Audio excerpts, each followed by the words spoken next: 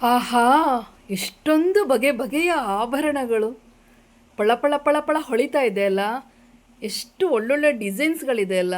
ಒಂದೊಂದು ಡಿಸೈನ್ ನೋಡಿದ್ರು ಅದು ಆ ಡಿಸೈನು ನಮಗೆ ಬೇಕು, ಈ ಡಿಸೈನು ನಮಗೆ ಬೇಕು ಅನಿಸುತ್ತೆ.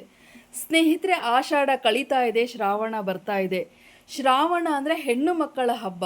ಹೆಣ್ಣು ಮಕ್ಕಳು ಶ್ರಾವಣದಲ್ಲಿ ಬೆಳಗ್ಗೆನೇ ತಲೆ ಸ್ನಾನ ಮಾಡಿಕೊಂಡು ಅವ್ರ ಹತ್ರ ಇರುವಂತಹ ಒಳ್ಳೊಳ್ಳೆ ಒಡವೆಗಳನ್ನು ಹಾಕ್ಕೊಂಡು ಒಳ್ಳೆ ರೇಷ್ಮೆ ಸೀರೆಗಳನ್ನು ಉಟ್ಕೊಂಡು ಗೌರಿ ಪೂಜೆ ಮಾಡುವುದು, ದೇವಸ್ಥಾನಗಳಿಗೆ ಹೋಗೋದು, ಅದು ಒಂದು ಸಂಪ್ರದಾಯ ಆಗಿಬಿಡುತ್ತೆ. ಶ್ರಾವಣ ಅಂದರೆ ಹೆಣ್ಮಕ್ಳು ಅಲಂಕಾರವಾಗಿರುವಂತಹದ್ದೇ ಹಬ್ಬ. ಯಾಕೆಂದರೆ ಒಂದೊಂದು ವಾರಕ್ಕೂ ಒಂದೊಂದು ರೀತಿಯ ಹಬ್ಬಗಳು ಬರ್ತಾ ಇರುತ್ತೆ.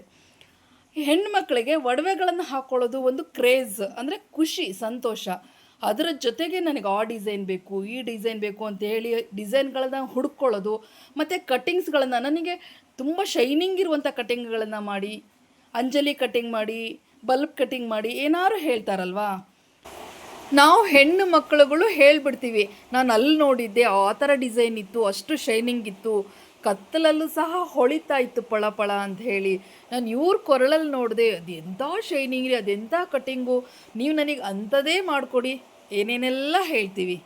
ಆದರೆ ಆ ಒಂದು ಕಟ್ಟಿಂಗ್ ಅಥವಾ ಸರ ಅಥವಾ ನೆಕ್ಲೆಸ್ ಅಥವಾ ಬಳೆ ಅಥವಾ ಬ್ರಾಸ್ಲೈಟ್ ಏನೇ ಮಾಡುವಾಗ ಎಷ್ಟು ಕಷ್ಟ ಇರುತ್ತೆ, ಅದರ ಹಿಂದೆ ಎಷ್ಟು ಕಷ್ಟ ಇರುತ್ತೆ, ಅದನ್ನು ಹೇಗೆ ಮಾಡ್ತಾರೆ ಅಂತ ಹೇಳಿ ತೋರಿಸ್ಲಿಕ್ಕೆ ನಾನು ನಿಮಗೆ ಈ ವಿಡಿಯೋ ಮಾಡ್ತಾ ಇರೋದು.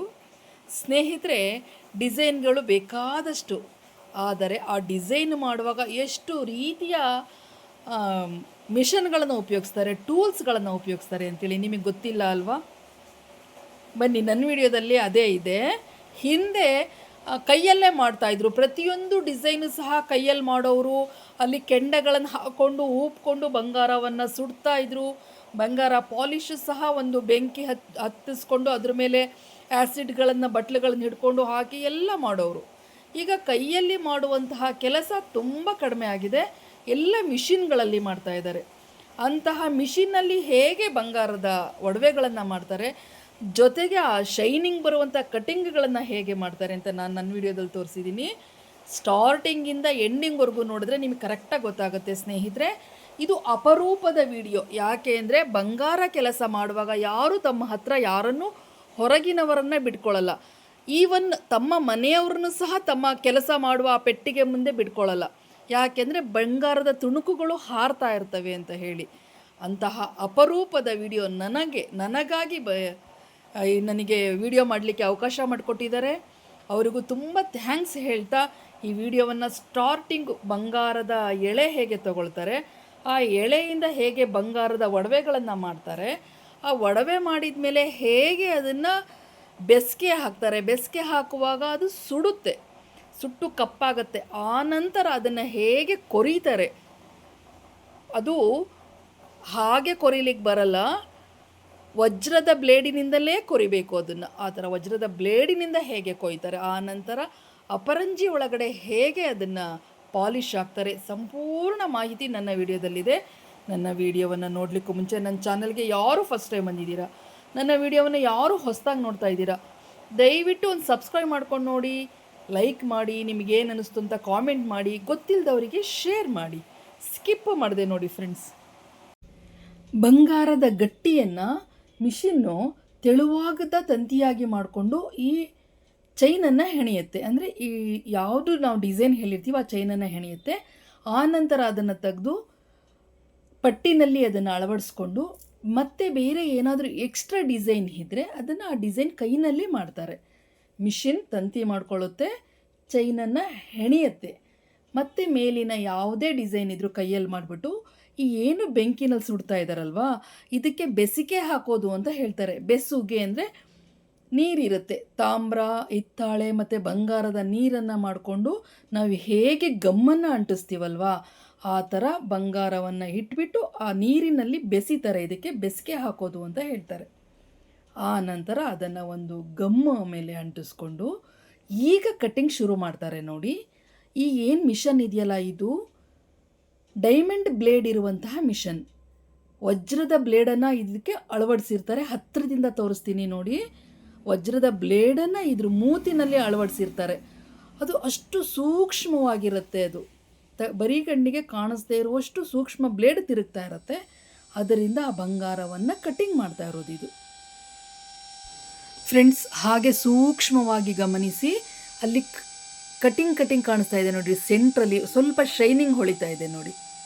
ಸೆಂಟರ್ ಕಟಿಂಗ್ ಮಾಡ್ತಾ ಇರೋದವರು ಸೆಂಟ್ರಲ್ಲಿ ಕಟಿಂಗ್ಸ್ ಮಾಡಿದ್ದಾರೆ ಡೈಮಂಡ್ ಬ್ಲೇಡಿಂದ ನೋಡಿ. ಸ್ವಲ್ಪ 1 ಇಂಚಷ್ಟು ಶೈನಿಂಗ್ ಹೊಳಿತಿರಲ್ಲ ಅಲ್ವಾ ಲೈಟ್ ಬೆಳಕಿಗೆ, ಅದೇ ಕಟ್ಟಿಂಗ್ಸ್ನ ಇನ್ನು ಫುಲ್ಲು ಚೈನ್ಗೂ ಮಾಡ್ತಾರೆ.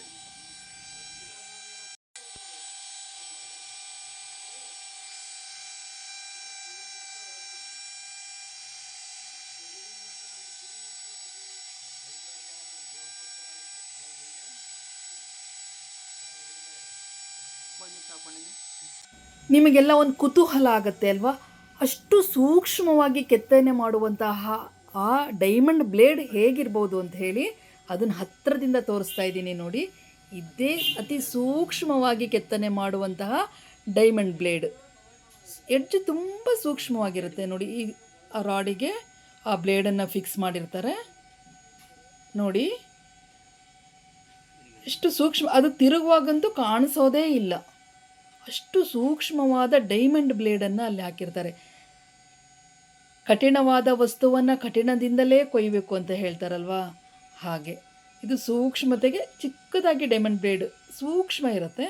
ಅದು ಈ ರೀತಿ ಶೈನಿಂಗ್ ಕೊಡುವಂತಹ ಕೆತ್ತನೆಗಳನ್ನು ಮಾಡ್ತಾರೆ. ಈ ಕೆತ್ತನೆಗಳಲ್ಲಿ ತುಂಬ ವಿಧಗಳಿದೆ.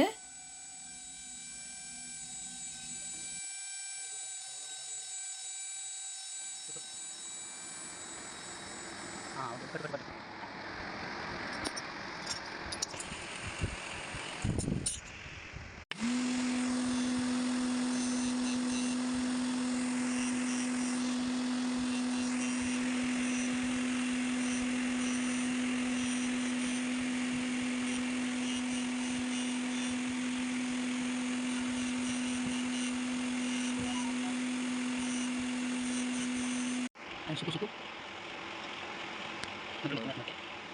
Sendal ini. Jangan aku itu nih. Sendal ini.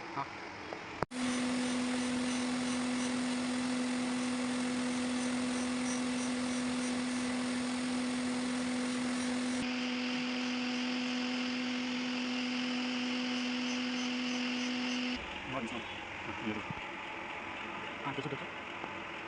Ini mau.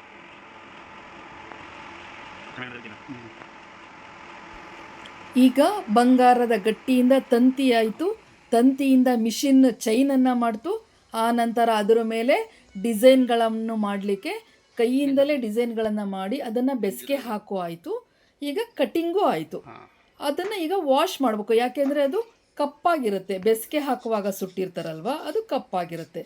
ಅದನ್ನು ಹೇಗೆ ವಾಶ್ ಮಾಡೋದು ಅಂತ ಹೇಳಿ ಈಗ ತೋರಿಸ್ತಾ ಇದ್ದಾರೆ ನೋಡಿ.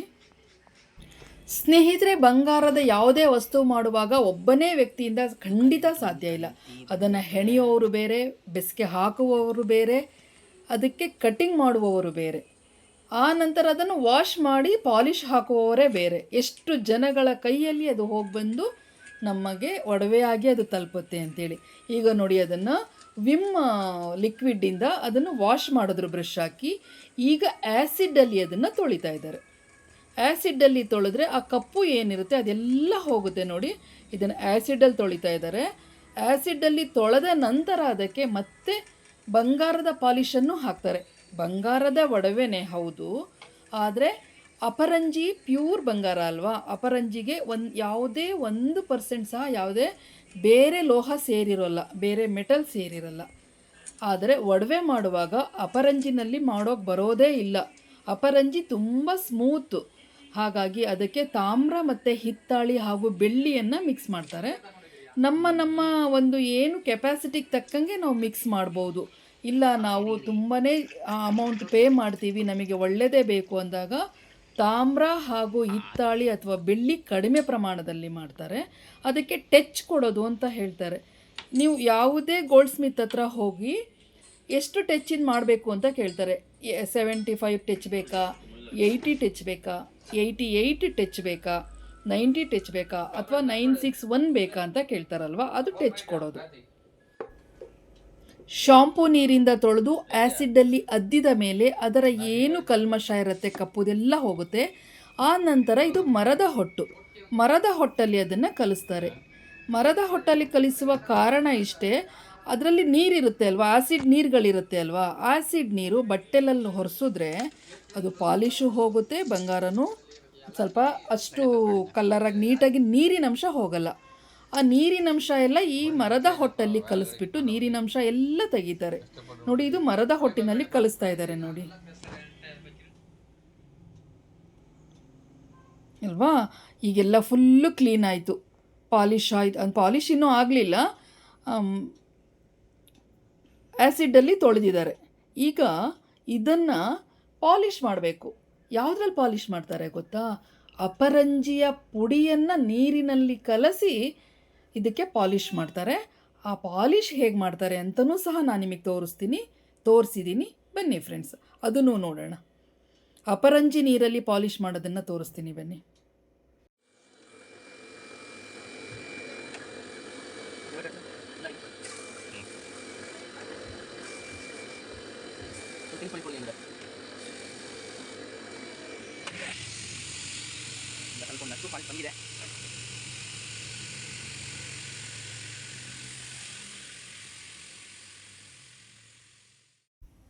ಸ್ನೇಹಿತರೆ, ಈ ನೀರು ಇದೆಯಲ್ಲ, ಇದು ಸೈನೆಡ್ ನೀರು. ಆ್ಯಕ್ಚುಲಿ ಸೈನೆಡ್ ಎಲ್ಲ ಗೋಲ್ಡ್ ಸ್ಮಿತ್ಗಳಿಗೂ ಅವರ ಬಂಗಾರದ ಕೆಲಸ ಮಾಡಲಿಕ್ಕೆ ಕಂಪಲ್ಸರಿ ಬೇಕಾಗುತ್ತೆ.